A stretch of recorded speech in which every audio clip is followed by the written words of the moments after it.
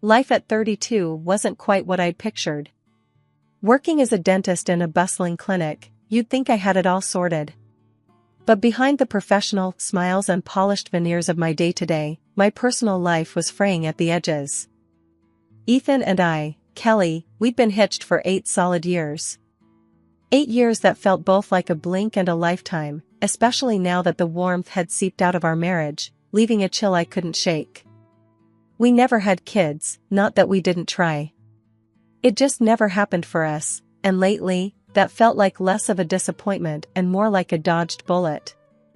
My dad's death hit me like a freight train when I was just a kid, leaving me and Mom to fend for ourselves. She was my rock, my safe harbor in every storm.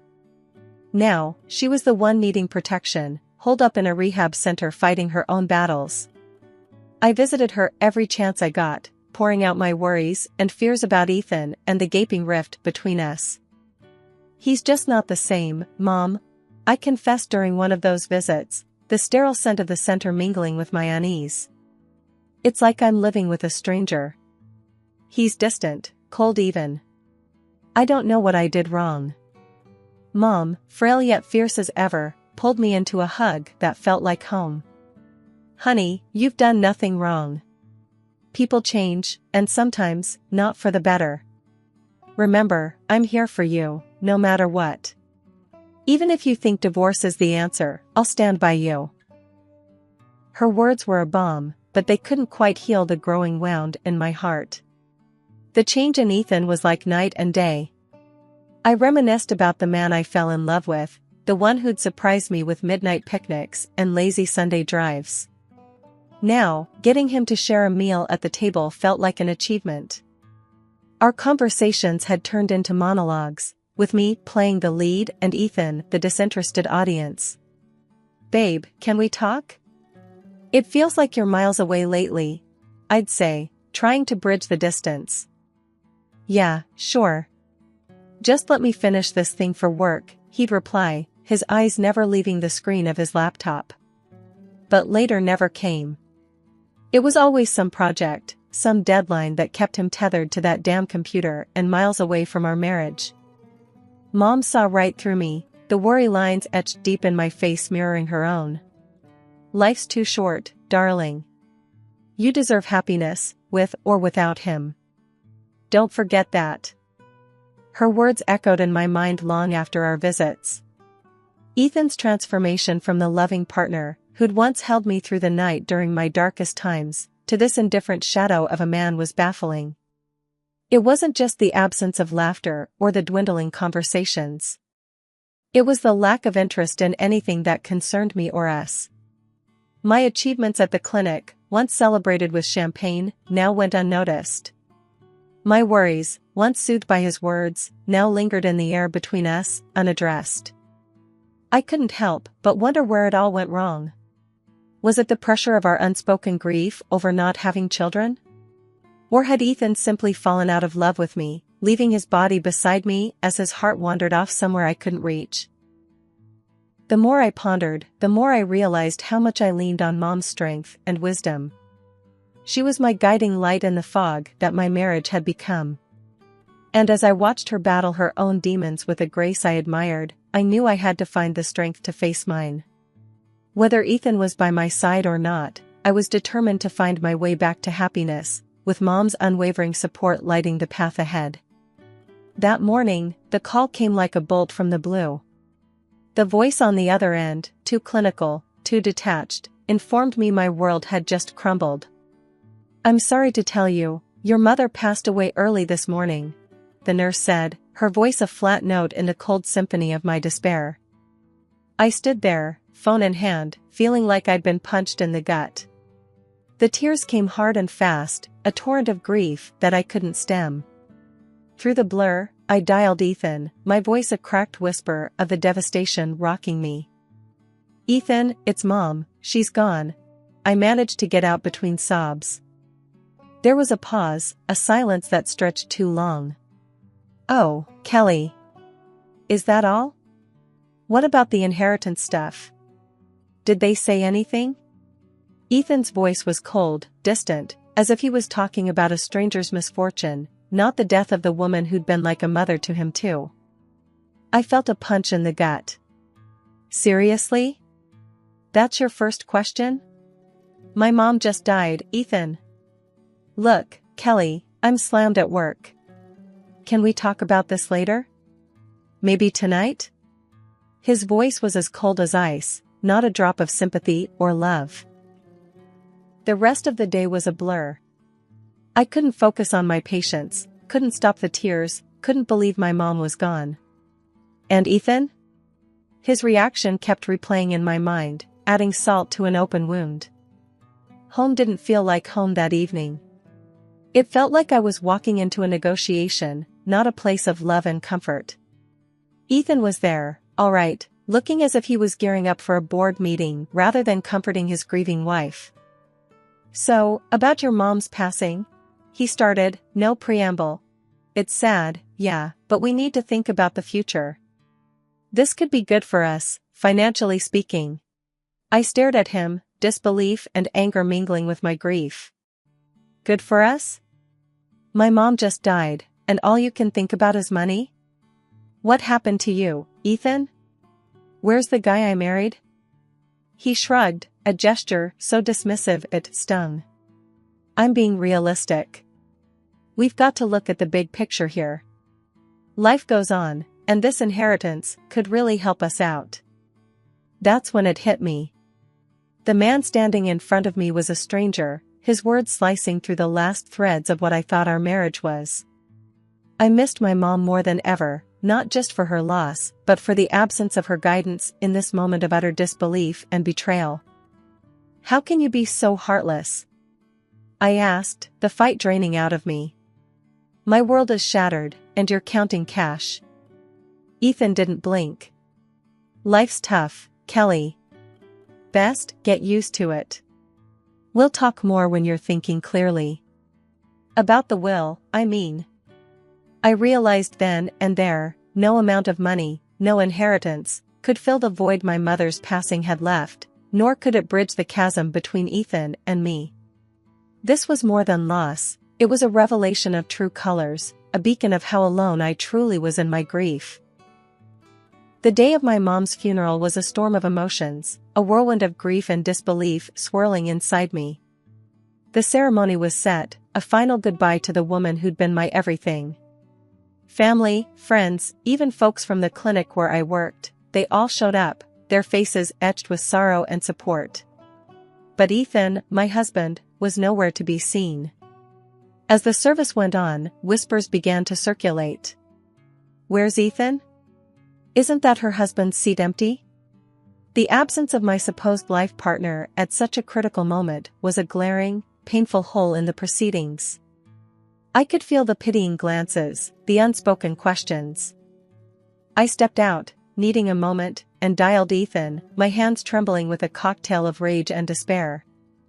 Where are you? The service is about to start, I said, my voice, barely above a whisper, choked with grief. I told you, I've got that big project deadline. I can't just drop everything. Ethan's voice was sharp, impatient. But it's my mom's funeral, Ethan. Can't your work wait for just one day? I could feel the tears threatening to spill over again, frustration mingling with sorrow. Look, I'm sorry, but this is important. We'll talk later, he said before hanging up, leaving me with a dial tone and a heart heavy with betrayal. Standing there, phone in hand, I felt the weight of his absence like a physical blow. The people who came to offer their condolences noticed it too, their whispered words a mixture of sympathy and disapproval. Where's Ethan, Kelly? Couldn't he make it? Aunt Clara asked, her brows knitting together in concern and something else, judgment, maybe. He's caught up with work, I replied, the lie bitter in my mouth. Couldn't get away. She shook her head, patting my hand with a sigh. You're too good for him, dear. The ceremony passed in a blur, each eulogy, each hymn, a reminder of the support I lacked from the one person who had vowed to be there through better or worse. The absence of my husband was a silent scream in the solemnity, his empty chair an echo of the void now in my life. After the burial, as I stood by my mother's final resting place, my cousin Michael approached, his expression a mix of anger and concern. "Kelly, I can't believe he didn't show. If you need anything at all, we're here for you." "Thanks, Mike. I just don't understand. It's like he's not the man I married," I confessed, the words tasting of salt and despair. "He's a fool, and you deserve better," Michael said fiercely. "Don't you forget that." That night, the house felt emptier than ever. Ethan didn't come home, didn't call. It was as if the funeral had been for our marriage too, not just for my beloved mother. Lying in our bed alone, I made a decision. No more excuses, no more waiting for things to get better. I couldn't be with someone who couldn't stand beside me in my darkest hour. But first, I needed to confront him, to say the words out loud.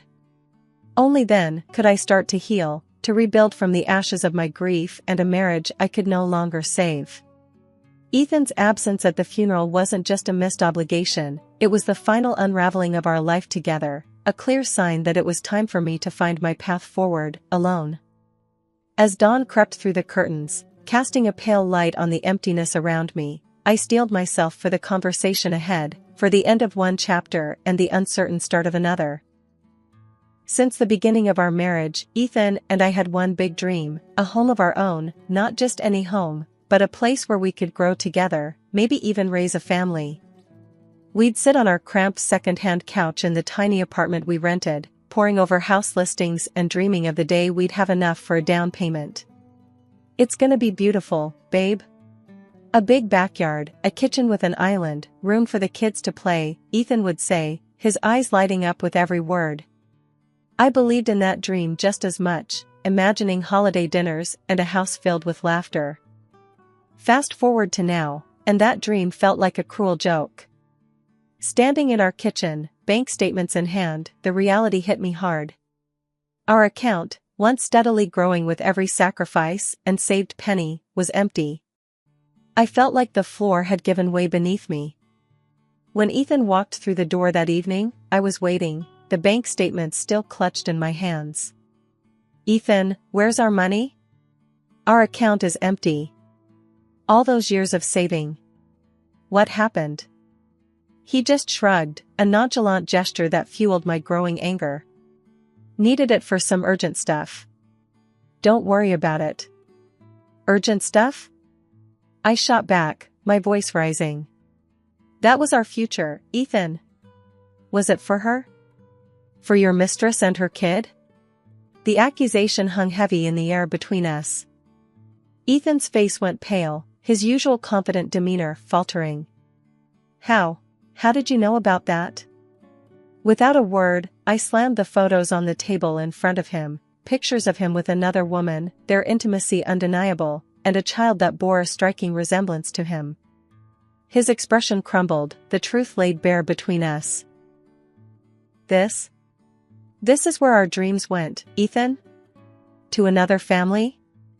My voice broke, the pain and betrayal slicing through me.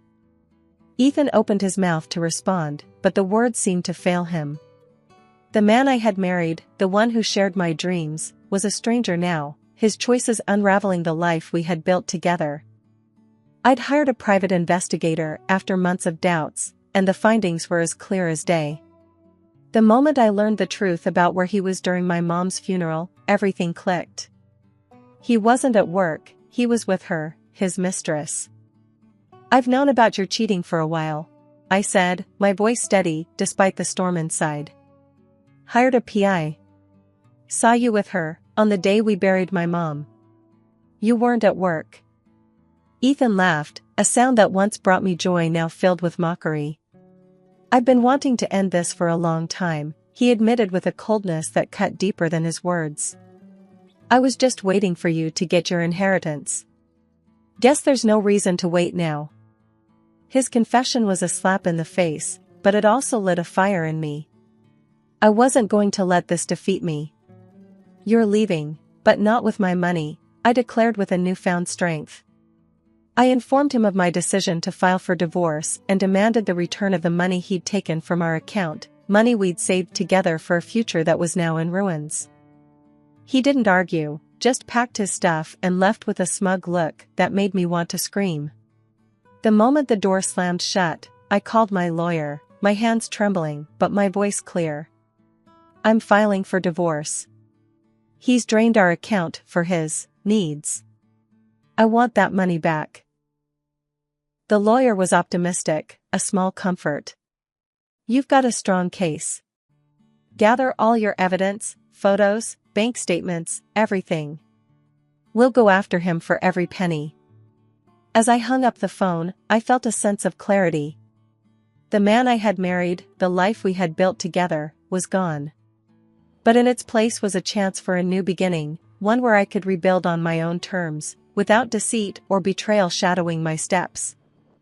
The courtroom was charged with tension, a silent battlefield where eyes did most of the talking. When it was finally time to face off, Ethan couldn't even look me in the eye.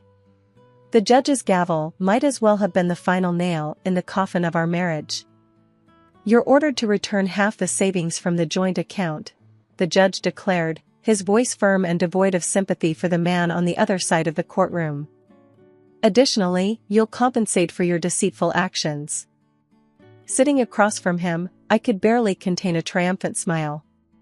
It wasn't about the money, it was about accountability. Looks like the truth's out, isn't it? I couldn't help but whisper across the aisle during a recess. He just scoffed, a hollow sound devoid of his usual bravado. Yeah, enjoy it while it lasts, he shot back, his voice a mix of bitterness and resignation. The verdict was a clear victory, a sign that justice had indeed been served. As I walked out of the courtroom, a weight lifted off my shoulders. I was finally free from the chains of a marriage built on lies. A week hadn't even passed when I heard a knock at my door, bold and demanding. There she stood, the other woman, bold as brass and twice as sharp. I'm here for my child. He deserves a share of whatever you got from your mother, she declared, chin up and eyes blazing with entitlement. I couldn't believe the audacity. After everything, this was her move? I let out a laugh, not because it was funny, but because it was absurd. You've got some nerve, showing up here and demanding money. Your child isn't my responsibility, nor is he entitled to my mother's inheritance. She bristled at that, her stance aggressive. You owe us. He left us with nothing. The only thing I owe you is a call to the police if you don't get off my property, I retorted, my patience wearing thin. The threat seemed to pierce through her bravado, and with a huff, she turned on her heel and stormed off. Watching her leave, I felt a mix of emotions. Anger, relief, but above all, a sense of closure. The door to my past was finally closing, and I could now look towards rebuilding my life, on my own terms. With the legal battle behind me and the last of the unwelcome visitors gone, I realized that this was more than just a win in court. It was a reclaiming of my life and my dignity. The road ahead wouldn't be easy, but for the first time in a long time, I was ready to face it head-on, with a clear heart and a newfound strength. Months had passed since the trial, and the dust had finally settled. I thought I had closed the chapter on my ex-husband and the pain he'd caused. So, when my phone rang and his name flashed on the screen, a storm of emotions whirled inside me. Curiosity, more than anything, led me to accept his offer to meet. We chose a neutral spot, a small cafe that held no memories for either of us. I arrived first, choosing a table in the corner where I could see the door. When Ethan walked in, looking nervously around until his eyes landed on me, a part of me I thought was long buried felt a twinge of something. It wasn't love or longing, just a recognition of our shared past. Ethan complimented me immediately. You look amazing, as always. His voice held a note of sincerity I hadn't heard in years. Thanks, I replied, my tone neutral. So, what's this about? He hesitated, then took a deep breath. I'm alone now, he began, his gaze dropping. She left me, took everything, and now I'm drowning in alimony for our kid. I listened quietly, my expression unreadable. I had imagined countless things he might want to say to me, but this confession wasn't one of them. He rushed on. I've had a lot of time to think, about us, about everything. I know I messed up, but I've changed. I miss you. I still love you. I was thinking, dreaming really, that maybe we could try again. Start a family. His words hung in the air between us, a fragile hope in his eyes. But all I felt was a deep, resounding clarity. You're dreaming, all right, I said, a laugh escaping me. It wasn't cruel, just incredulous. After everything, you honestly believe we can just pick up where we left off? Ethan looked deflated but nodded. I know it's a lot to ask, but yes. I really believe we could make it work. I can't trust you, I said firmly, the laughter gone. Not after everything. I don't even understand how I ever fell for you in the first place. He tried to interrupt, to convince me, but I held up a hand. No. It's over. It was over the moment you chose someone else over your family, over us. I've moved on. I'm happy, truly happy. And you should try to find that happiness too, but it won't be with me. Standing up, I left him sitting there, a mix of regret and realization dawning on his face. As I walked away, a sense of freedom enveloped me. This meeting, this final closure, was the last step in letting go of a past that no longer held me. I stepped out into the sunlight, ready to embrace whatever came next, proud of the woman I had become through the trials I had faced. Life took on a new hue after everything settled down. Receiving my mother's inheritance was bittersweet. It was a reminder of her absence, but also of her love and the values she instilled in me. Remembering the long days she spent in the hospital, I decided to pay it forward. A significant portion of the inheritance went to a charitable foundation dedicated to improving patient care in hospitals. It felt right, like it was what she would have wanted. My days at the dental clinic were as fulfilling as ever. Helping people smile a little brighter gave me a sense of purpose and continuity. Occasionally, snippets of news about Ethan would find their way to me, painting a picture of a life spiraling out of control. Debts, it seemed, had become a constant in his life, a relentless shadow from which he couldn't escape. I won't lie and say there was no part of me that felt vindicated, but gloating over someone's misfortune, especially someone I once shared my life with, felt wrong. I preferred to think of it as the universe balancing the scales, giving out what was deserved, nothing more. Recently, life threw me a curveball, but this time it was a pleasant surprise. At a dental symposium, I reconnected with a colleague I'd only known in passing before. Our casual conversations during the conference revealed a shared passion for vintage rock music, hiking, and, surprisingly, an affinity for spicy food that could make even the bravest souls weep. We started dating not long after, finding comfort in our shared interests and in the understanding that only those who have experienced similar life trials can offer. One evening, over dinner at a cozy restaurant that had become our favorite haunt, he asked me, "How do you manage to stay so positive after everything you've been through?" I paused, considering his question. I guess I realized that holding on to bitterness is like letting someone else live rent-free in your head. Moving on, it's not just about forgetting the past, but about making peace with it. He nodded, a look of admiration in his eyes.